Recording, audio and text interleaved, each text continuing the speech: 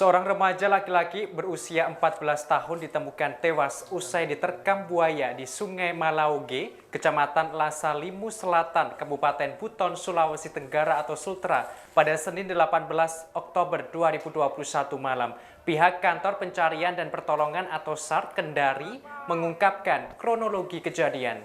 Dikutip dari tribunnews.sultra.com pada Selasa 19 Oktober 2021, Humas Kantor Pencarian dan Pertolongan atau SAR Kendari Wahyudi memaparkan peristiwa itu diketahui usai menerima dari Babinsa Lasalimu pukul 15.40 waktu Indonesia Tengah.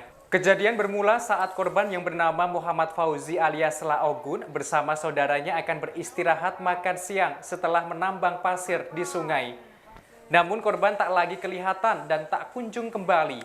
Hingga Basarnas Kendari menerima laporan ini. Berdasarkan laporan itu, tim SAR Bau-Bau diterjunkan dengan membawa 1 unit rubber boat dan peralatan pendukung keselamatan lainnya pada pukul 16 waktu Indonesia Tengah.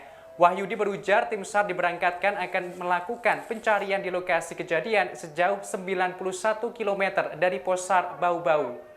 Kemudian 3 jam berikutnya remaja tersebut hanyut di sungai namun tak sadarkan diri dalam keadaan digigit buaya sekira pukul 13.30 waktu Indonesia Tengah.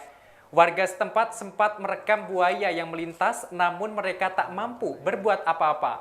Diketahui sebelumnya Laogun hilang di Sungai Malauge Senin 18 Oktober 2021 pukul 11.30 waktu Indonesia Tengah usai membantu keluarganya menambang pasir. Laogun ditemukan setelah 45 tim rescue posar Bau-Bau tiba dalam keadaan bagian tubuh tidak utuh setelah sebelumnya terlihat di mulut buaya ketika melintas di sungai. Setelah ditemukan, korban dievakuasi ke rumah duka dan jenazahnya diurus oleh pihak keluarga.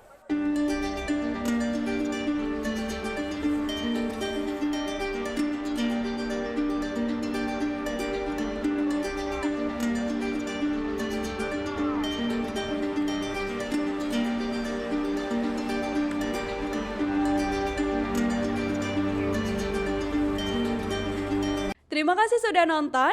Jangan lupa like, subscribe, dan share ya.